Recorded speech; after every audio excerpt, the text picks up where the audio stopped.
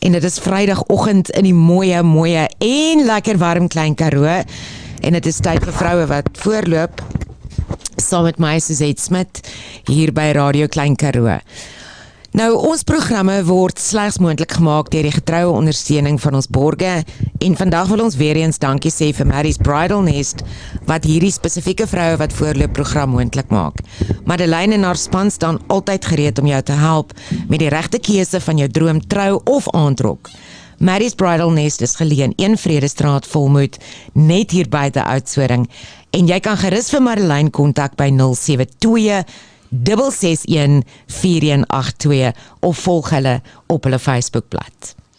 Now, I am exceptionally excited this morning because we've got the honor and the privilege to have an interview with one of South Africa's I would like to not call you an iron woman, Karen van der Oever. How are you this morning? I'm good, thank you. And yourself? I'm very, very good, thank you. I don't want to call you an iron woman. I think you need to have a total different title because it's more than just an iron woman to what you've done recently. Karen, there is a quote that Helen Keller said that life is either daring adventure or nothing at all. And you are one of those women that go for the daring adventures. You don't settle for nothing at all. So for all our listeners, on Thursday, the 27th of October, you set a new world Guinness record for the deepest cave dive at a depth of 246.56 meters in Boesmansgat, which is also known as Bushman's Hole, a deep submerged freshwater cave in the Northern Cape of South Africa. Congratulations, Karen. You can be very, very proud. Thank you. And I also know that you said that you improved your previous record set in March 2021. That was 236.04 meters. So it is very, very deep. And I'm going to jump into the questions, Karen, because I know that your time for this interview is also limited. Where did your passion for cave diving start? Because I presume or assume that it is actually also a very dangerous sport. Yeah, so I must say cave diving only came much later in my diving career. So when I started cave diving, I actually didn't really enjoy it. It's something that really, really scared me. So I started my deep diving journey in the ocean. But it just became logistically too challenging, with our oceans and the currents that we have to continue going deeper. And I knew if I wanted to achieve this goal of breaking a record, I had to either do it somewhere else, so maybe in the Red Sea or the Mediterranean where the sea is calmer, or I had to do it in a cave. That was the deepest place that we had in South Africa. So I made a decision to do it in a cave. And I must say, as I started gaining more experience in the cave environment, I really started to enjoy it and started to grow on me. And even now, if I had a choice of diving in the ocean or diving in a cave, I would probably choose diving in a cave. Wow, that's amazing. Karen, but in 2021, you did the dive as well. And I remember that there was an article that said it didn't go that well. What happened with that specific dive?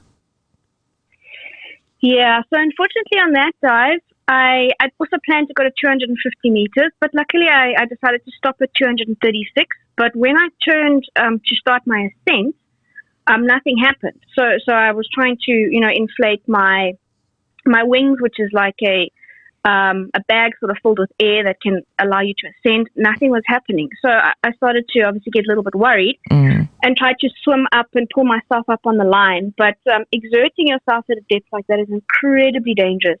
And I developed hypercapnia. I started hyperventilating. I couldn't catch my breath. And eventually I realized I was tangled in line. There was something tangled around my legs that was holding me almost to the bottom of that cave. And it took me a little while to try and sort of figure that out and eventually get that line off, and then manage to continue with my ascent. But it was a very, very close call, something that really scared me. I can just imagine. Karen, Boesmansgat, if you take, how deep is it in total? I think it's around 290 meters at the deepest point. 290. So that's pretty deep. If you take it that you go straight down. Something that I would never ever do. I'll just put my face below the surface of the water, but that's it. How long did it take you to prepare for this recent dive?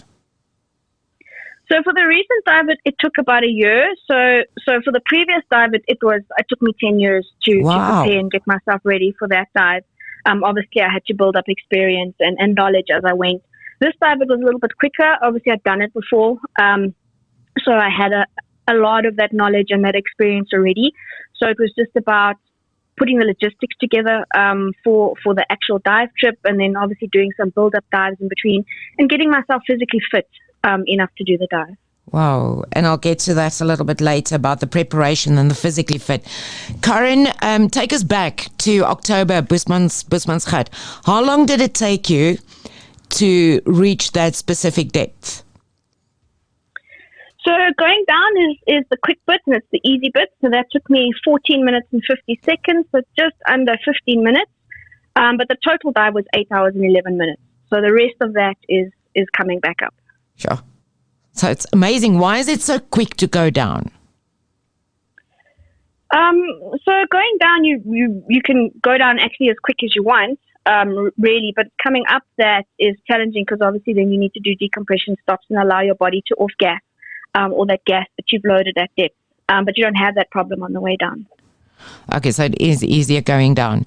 And then, Corinne, also going down or maybe coming back, was there any point where what went through your mind? Did you doubt yourself? Did you remember the previous dive? Were you very confident? I know you prepared well. But what went through your mind? Or did you doubt at any point or not? So I think leading up to the dive, there's a lot of doubt. Before you get in the water, why am I doing this? This is crazy. People don't do things like this. What if something goes wrong?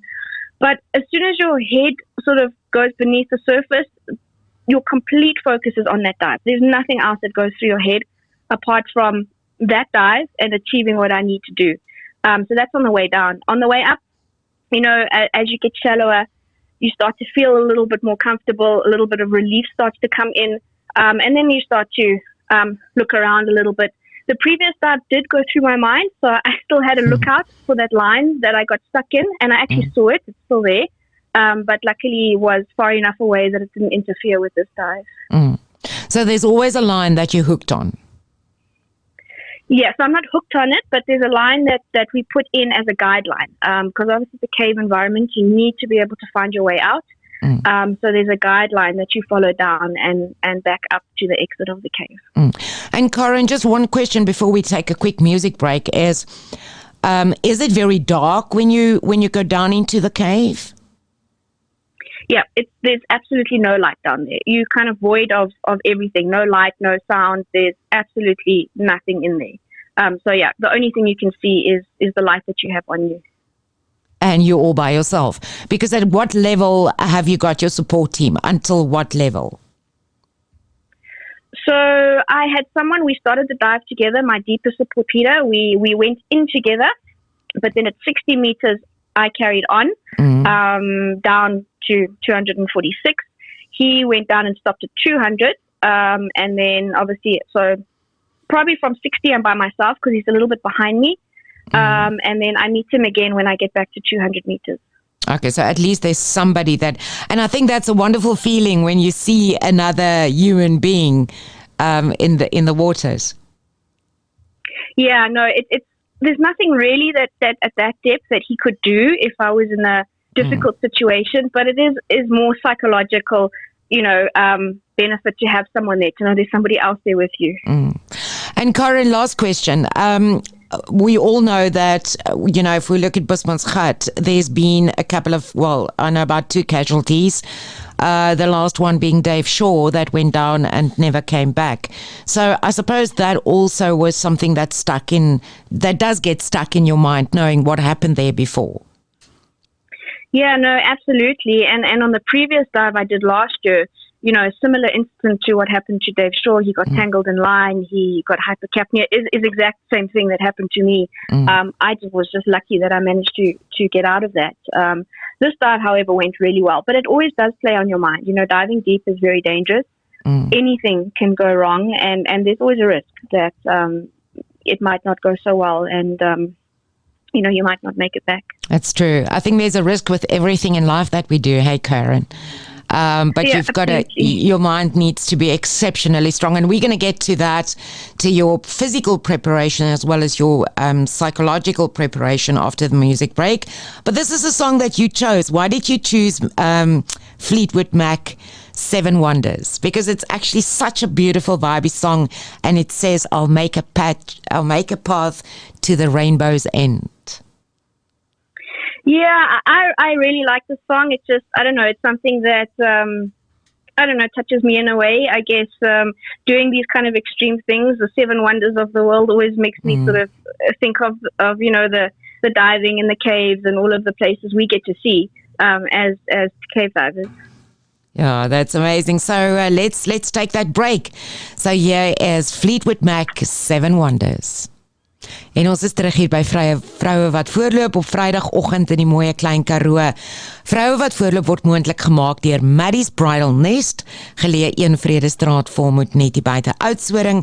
So jy kan gerus vir Madeleine skakel by 072 661 4182 vir die huur van jou droomtrou of aantrok. Now, our guest this morning is the amazing Karen van den Oever. And to our listeners that just joined, Karen, on Thursday, the 27th of October, she set a new world Guinness record for the deepest cave dive at a depth of 246.56 meters in Boesmansgat, which is a deep submerged freshwater cave in the Northern Cape of South Africa. It's a woman that has absolutely no fear, that are physically and mentally strong. And before our music break, we spoke a little bit about the dive. Karen, take us on the journey. Right. If we look at your photo that was all over the media newspapers, you had so many cylinders on your back. How many were there, and what kind of oxygen did you use for those people that doesn't know anything about diving?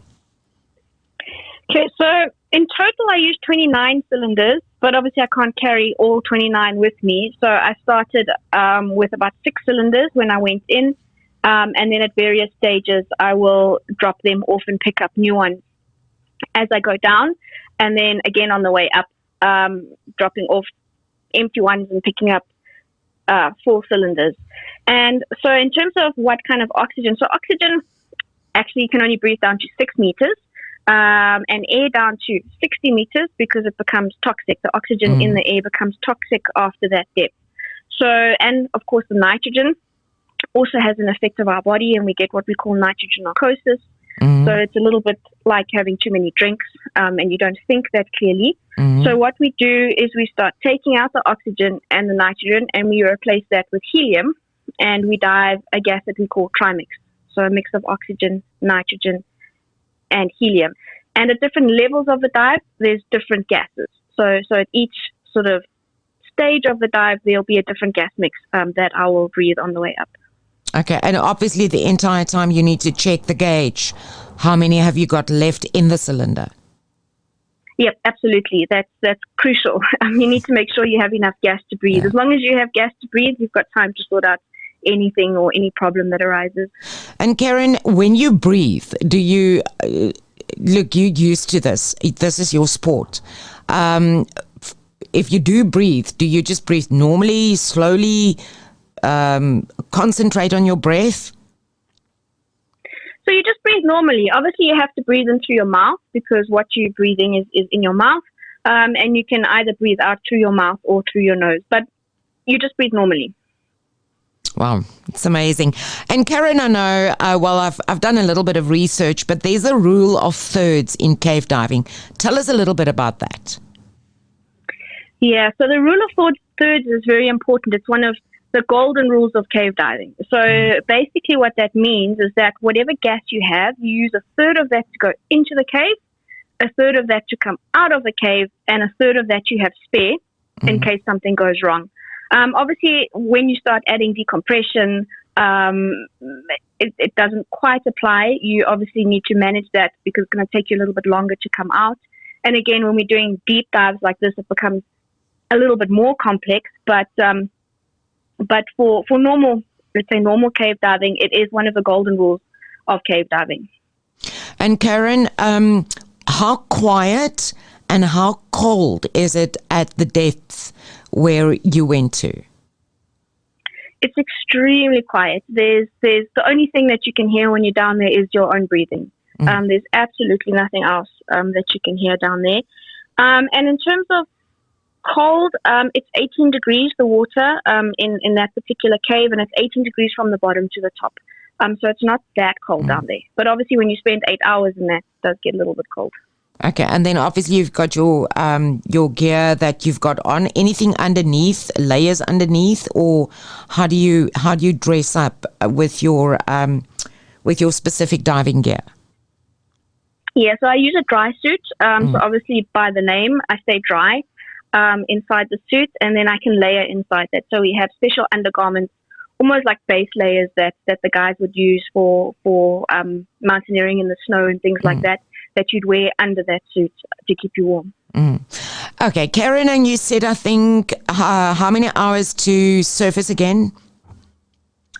So the total dive was 8 hours, 11 minutes, so approximately 8 hours to surface. 8 hours to surface, that's a full day's work for some people in the office. Yeah. What did you think? Were you thinking anything? Were you just checking, for to ensure that everything is safe and secure? What went through your mind? So on the way down, as I said, there's nothing really that goes through your mind apart from focusing on that dive. And there's a lot of things to check. How quickly am I going down? Do I have enough gas? Is my equipment working? So you're constantly checking all of those things. So that's where your focus is. But when you start to come up, and you start to get shallower and shallower, your decompression stops get longer, and then my mind starts to wander a little bit. And then I usually generally reflect on the dive. So what happened? What went well? Could I have gone a little bit deeper, or did I make a good decision? So I start thinking about the dive and what's just happened, and what could I have changed? What could I have done better? And things like that.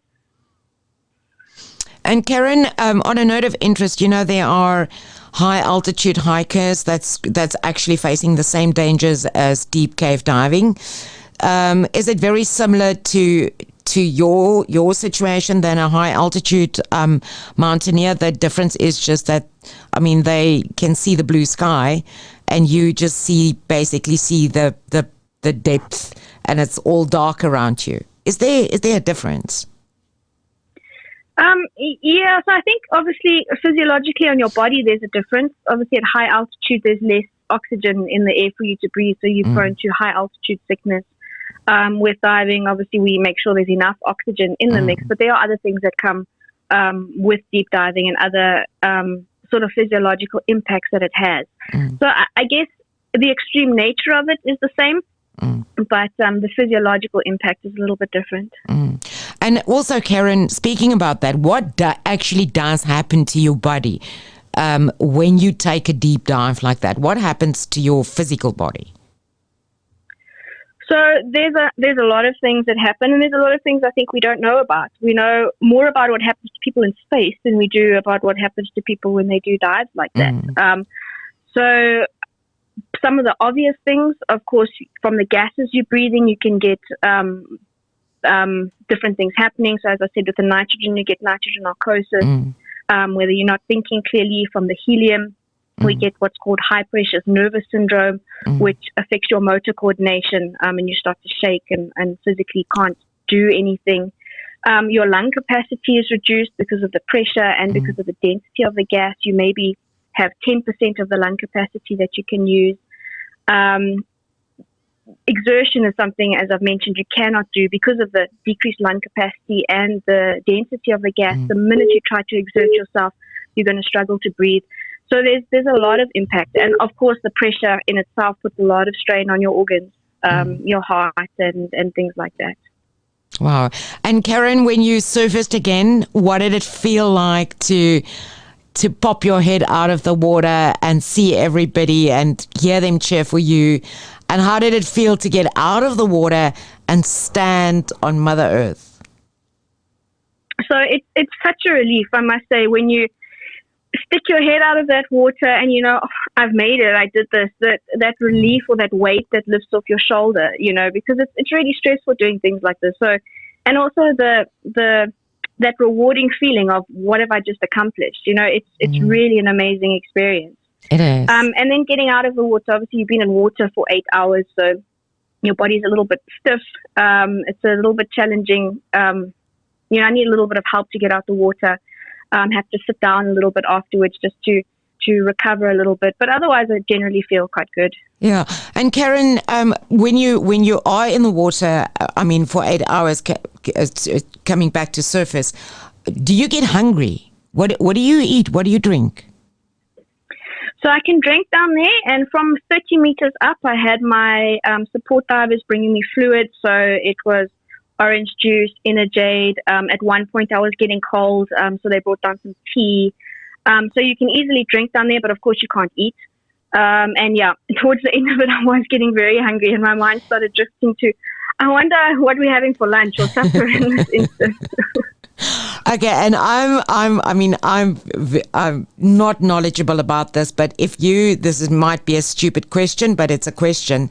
If you drink something, you obviously need to take what do you call it that you put in your mouth to breathe? You've got to take that out. How does it work? Yeah. So you need to practice it. You almost have to take a big breath in, hold your breath, take the DV out, have a few sips, put it back in, breathe, take a deep breath, hold your breath, have something to drink. So it is a bit challenging and needs a little bit of practice. It does. It's actually a skill. It's a skill for somebody that doesn't know it. Karen, okay, music time. So this is another choice of yours, and it's hot water. You were in cold water. Wamkelekele. Why did you choose the song? So I think, again, this is another one of my favorite songs, and Wamkelekele is, of course, and it means, welcome or warm welcome. And I always think of it when I go diving in some of these caves. This is where I choose to be. This is where I feel at home and feel comfortable. Wow, absolutely. I have such a lot of respect for you, Karen. There are a few people like you out there, and especially women, that are so daring and so bold to do things like this. Okay, let's take a music break. So it's Hot Water, Wamkelekele. And we're back here at Radio Klein Karoo. It's Women in the Lead. And we've got a very, very special guest all the way from Johannesburg on the line today, which is Karen van den Oever. Karen has done, on 27 October this year, she set a new world Guinness record for the deepest cave dive at a depth of 246.56 meters. Karen, we've spoken about such a lot of things, how long it took you to go down, to surface again, what is the effect of this on your body. But a couple of last questions that I would like to ask on a motivational level and a personal level. This is a very extreme sport. It's something that a few chosen people decide to do. What can we learn from these kind of experiences? Maybe it's something that you've learned.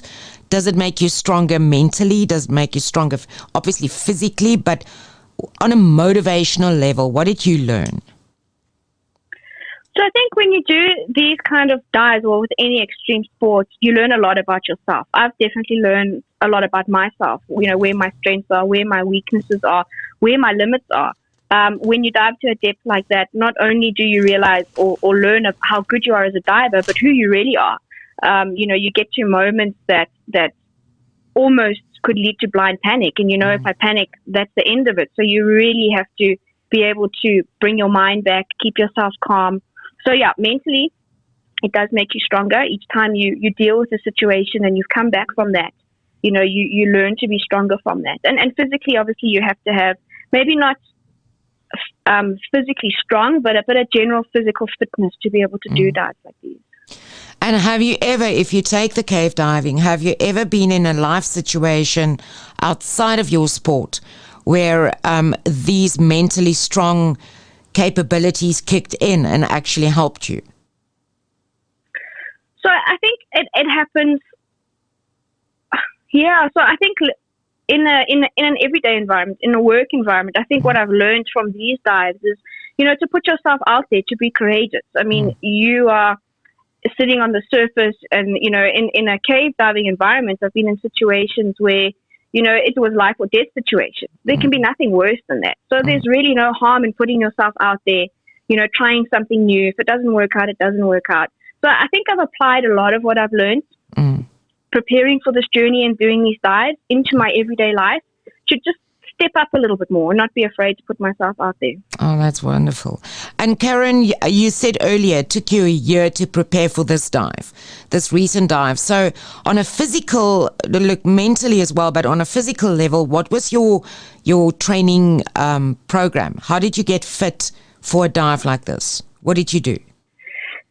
So I actually have a personal trainer that I see twice a week, and once a week we just did core and strength, and once a week was high intensity cardio, and then in between that, I run every day. I run about 6 kilometers every day. So you really need to be really physically fit to do a dive like this. The fitter you are, the better your chance of coming back. And Karen, being a fit person, just on a note of interest, because I know there are many people and there might be people that's listening that are not fit, physically fit. What is the benefits? What have you picked up the benefits of being mentally fit and especially physically fit as a human being in life and stepping out there every single day to accomplish the goals that we set for ourselves? How important is that? I think it's really important. And I know sometimes it's really hard to get started and take that first step. But, it's just a small step, and each day you take a slightly bigger step, and it's really important. Being fit now because I was preparing for this dive, I have a lot more energy. I feel a lot better about myself. I'm much more positive. It's just, I don't know, almost life is a little bit easier, So as hard as it is to stay fit, and even when you're starting that journey, that step is probably the hardest. The benefits are huge. The health benefits, the way you feel, it's really, really important. It's the sacrifices that we need to make, hey, Karen, if we want to achieve anything in life. And I mean, if you look back, the World Guinness Book of the Records for the deepest dive, you had to sacrifice a lot of things to get there. And I think that's the one point in life that people sometimes miss. They want things, but they're not willing to work for it. Karen, a couple of last questions. On a dive like this, you have to have a team. And I know that you had a great team, a support team. How important is the role they played? So it's incredibly important. I had an amazing team of people supporting me. And they've also made, sacrifices to help me on my journey. There's been a huge commitment from them. Weekends away from their family where we can train together, financial implications because they're paying their own way to be part of this. But it's really, really important to have them there, for the emotional support, but also physically. There's things that everybody in that team has a niche. Someone's good at this, somebody's good at something else. And putting a trip like this together, everyone has to work a little bit and do their part. And then obviously on a dive like this, if something were to go wrong, luckily it didn't and everything went well, but they would be the key people to make sure that I got out of there alive. Yeah, so any team is always important. You can't do it alone. And I remember, Karen, I was at Boesmansgat a couple of years ago. I actually was very curious to know where it is. I think the farm's name is Carmel or something like that. And if I didn't know that's Boesmansgat's entrance, I would have walked past it because it's actually very small. It is. It's almost hidden. It's on a game farm at Mount Carmel Safaris, and it's just this sort of depression that you in the ground that you do a little bit of a hike and you see this little pond and you don't really think anything of it until you actually get under the water, and there's a sort of crack in the earth that you can squeeze yourself through, and it opens up into this massive cave. It's amazing. The wonders of the world is just absolutely amazing, and I think South Africa is amazing. You're not born and bred, well, not really, but you're not born South African. Where were you born, Karen? So I was born in Zambia, and then we left there when I was very young and lived a little while in South Africa, and then moved to Botswana, where I spent most of my childhood in Botswana, and then came to high school in South Africa, in Johannesburg, which is where I've stayed. Fantastic. Well, we're very, very happy that you're here in South Africa. Karen, last two questions is, where's your next dive? So, not 100% sure. I think maybe deep diving is something I might, well, when I say deep diving, I mean the extreme deep diving, is something that might be put on hold for a while. It's extremely stressful, really emotionally stressful, obviously on my friends, my family, as well as myself. But of course, I'm not going to stop diving. So I think I'm going to focus on doing other types of dives, maybe some exploration, developing my skills in other areas of diving. So yeah, that's where I think it's going to go. Not 100% sure yet what the next big plan is, but I'm sure there will be something that comes up. There'll definitely be something coming up. And Karen, how long can you keep your breath? Can I keep my breath? Yeah, hold your breath. Yeah, I'm not too good at that. Probably at a push, maybe a minute. Okay. Breath holding is not a strong point of mine. No, I was just curious. I'll try it for a minute when I leave. I'm not sure if I'm going to pass out. Karen, we came to the end, and we just want to say thank you so much for your time this morning. Last question. What is the biggest life lesson you've learned in your very, very young 39 years of age? I think for me, it's that nothing is impossible. This journey leading up to being able to set these records has been hard. And there's been a lot of times where I'd wanted to give up, and I thought, well, normal people don't do this. So, why am I trying? But with a bit of hard work and perseverance, absolutely nothing is impossible. You just need to believe in yourself, even if others don't, because obviously there's been times where others have doubted whether this is possible or not. And live your life with courage. Don't be scared to put yourself out there. You never know what's going to come of that. Oh, that's absolutely true. Karen, thank you very much. And we at Radio Klein Karoo, on behalf of all our listeners, would like to say thank you. This was a fantastic interview. And we would like to wish you and your loved ones a very, very blessed festive season ahead. And may 2023 have so many highs that we're going to have another interview at the end of next year and say, my word, Karen, can you believe you've done this? Thank you so much. And we're going to play out with your last choice, which is Send Me On My Way, Rusted Root. Why was this your choice? So this song always makes me think when I start a dive and I start the descent. It's always like, there's always a lot of, especially for these big dives, a lot of people standing around clapping or waving, and it just makes me think about this song. Oh, thank you very much. And Karen, you are a huge inspiration to many out there. So keep on doing what you're doing. And once again, congratulations. You can be very, very proud. We would like to wish you a fantastic weekend. And the remainder of 2022, just enjoy it every day. Thank you so much. Thank you, Karen. Keep well.